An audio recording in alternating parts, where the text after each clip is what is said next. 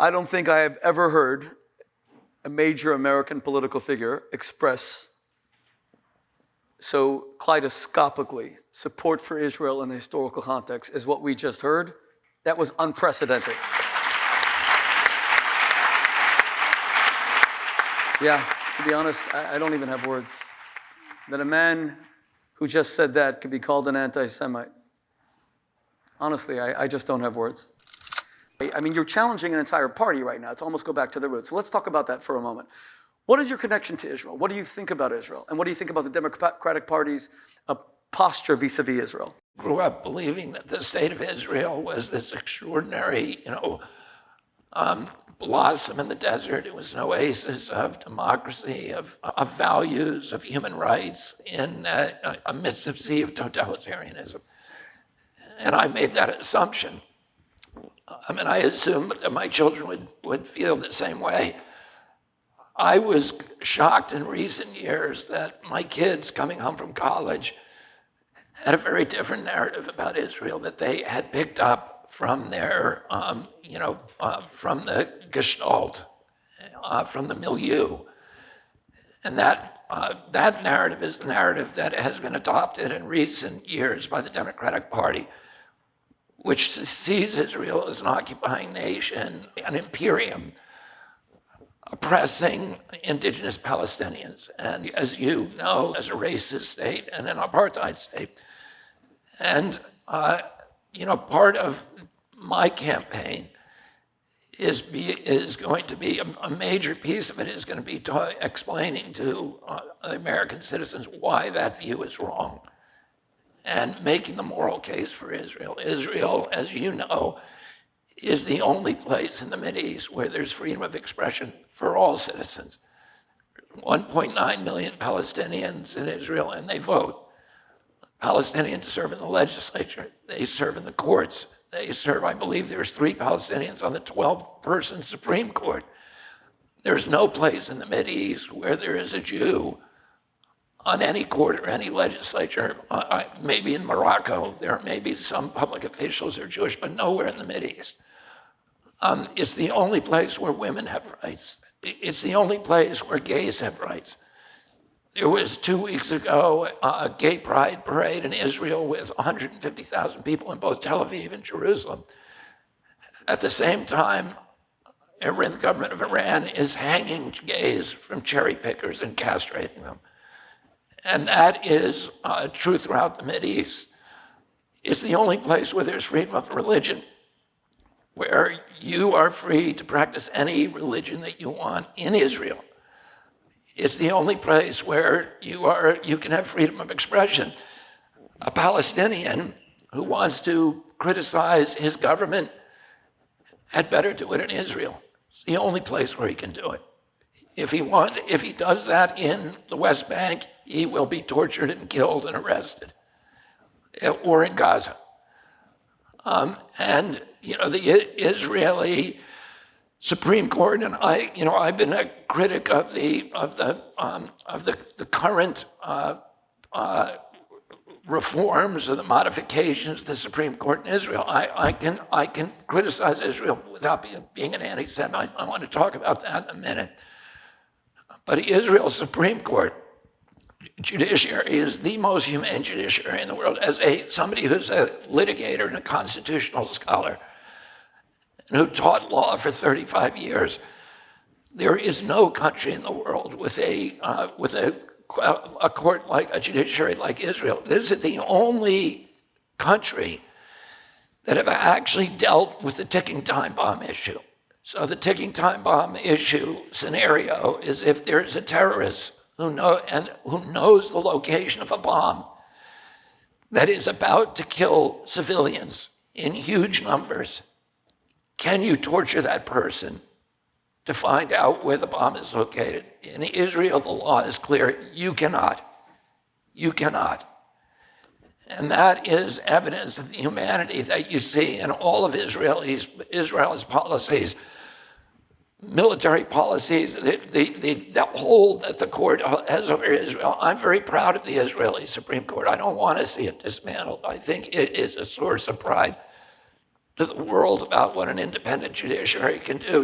They won't allow people to, it won't allow the military to capture people's relatives in order to pressure somebody to talk.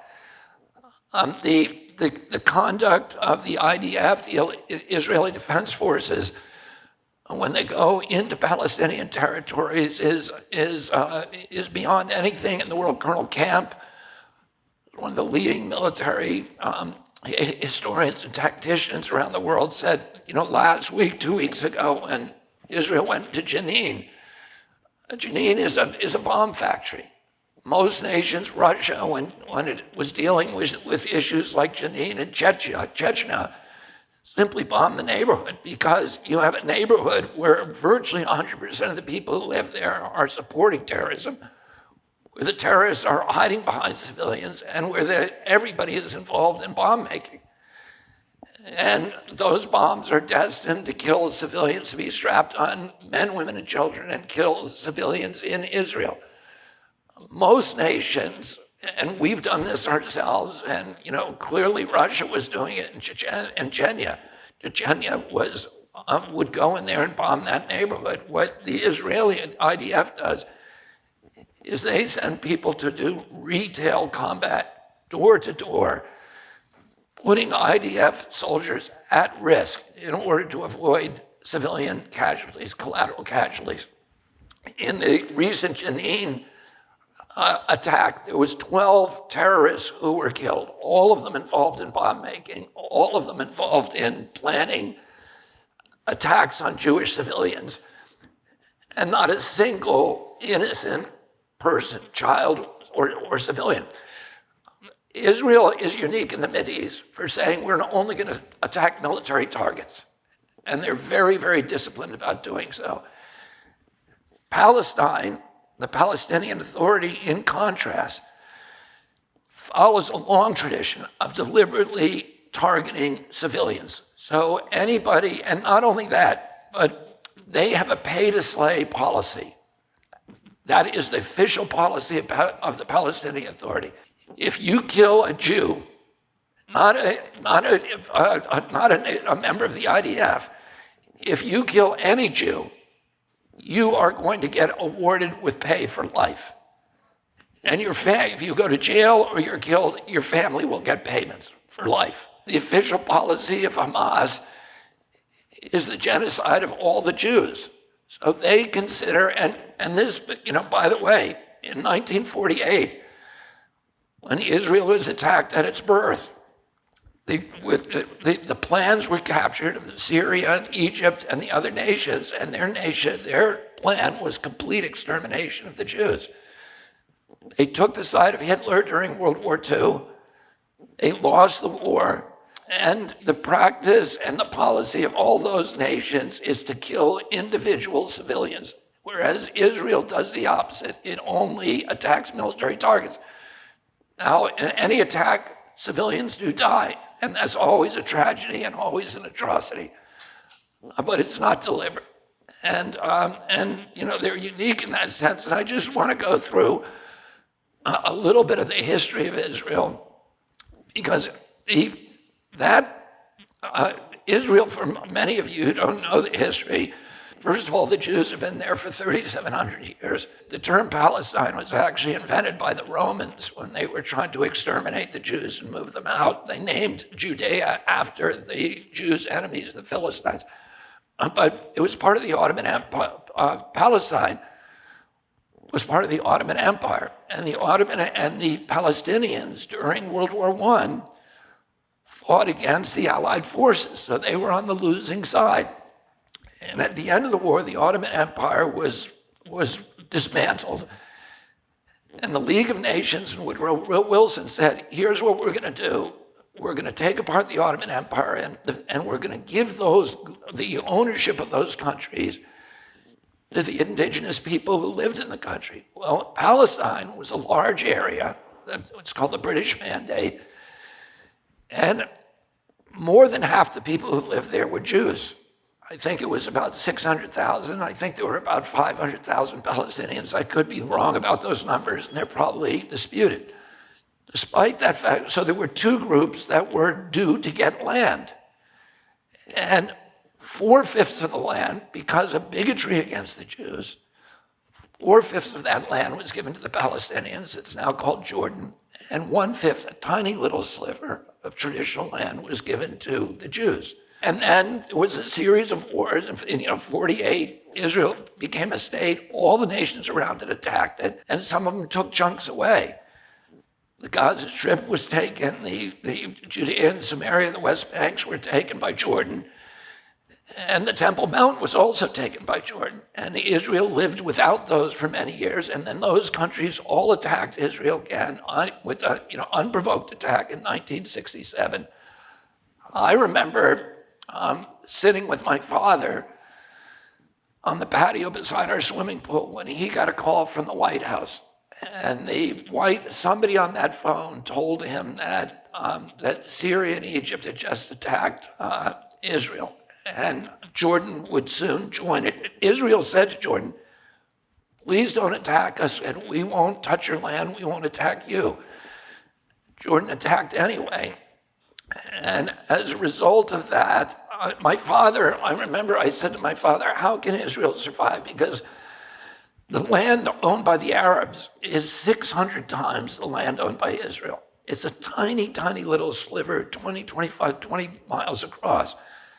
I said, how can they survive with all these giant nations attacking them? And he said to me, the Israelis are tough, which was the highest accolade that he could give anybody. So I understood his admiration for them. The Israelis won that war by a miracle. And they took back the Temple Mount, which was theirs, was their part of the mandate. They took the West Bank, and they took the Gaza Strip, and they gave and the Golan Heights.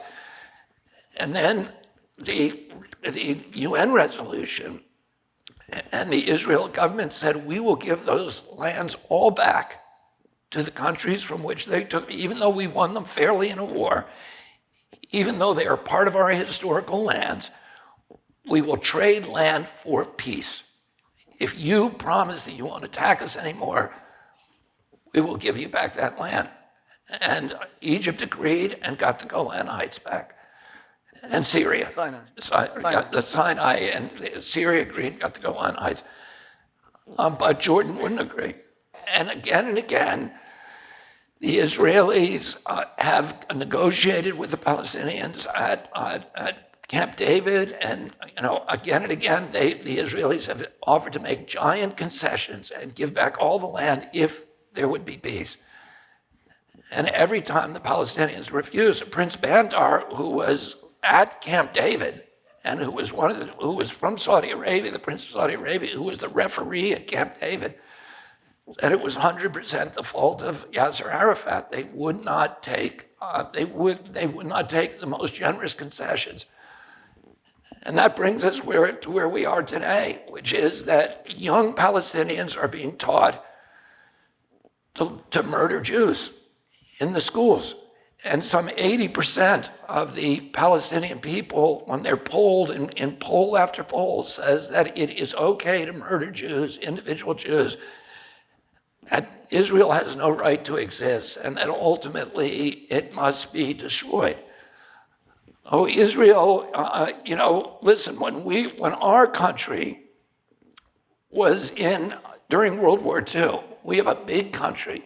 It's very, very hard to invade us. And during World War II, every country, when it's under national security threat, it imposes restrictions on citizens. You become something of a national security state. We put Japanese in concentration camps who did nothing in World War II. Israel has not done that. Israel takes precautions. A million Palestinians who live in Israel vote and they participate. They're not called to the army. They're not required to serve like other people are. I'll say one other thing.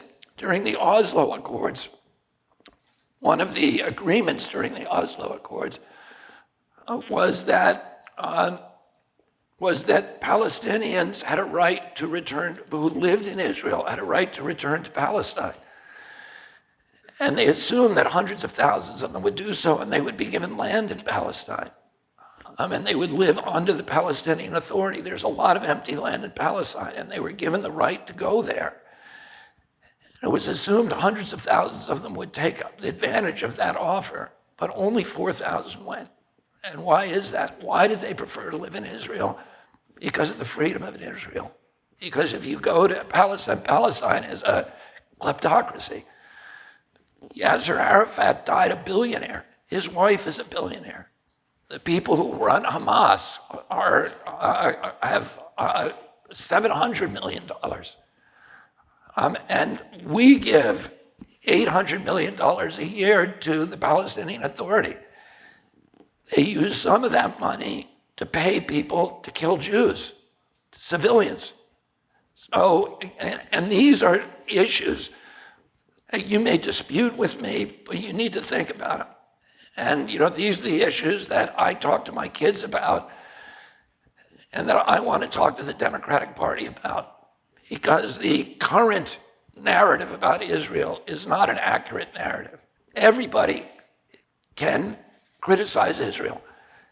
That's not anti-Semitic. But if you criticize Israel and you are applying a different standard to Israel than to the countries around it, if you take the United Nations, passed last year something like, 50 or 60 resolutions against Israel, more than all of the other countries in the world combined. And yet, there are many, many countries that have really reprehensible human rights records, and they never get reprimanded by the UN. Oh, if you're holding Israel alone to this standard, and you don't hold nations to that standard that are much, much worse than Israel, and you have to wonder whether that is not anti-Semitism.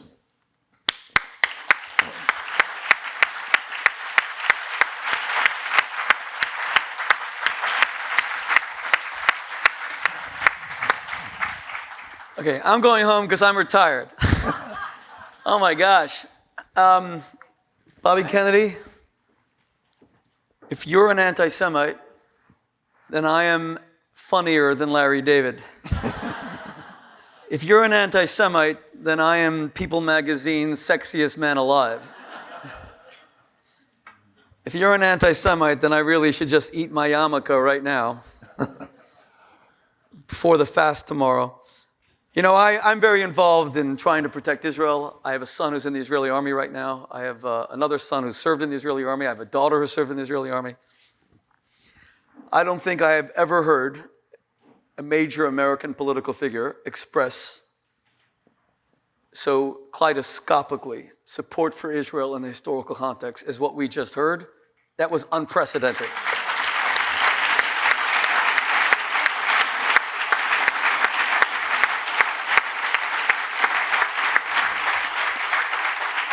I want you all to know that was really unexpected, and it causes me to issue a challenge.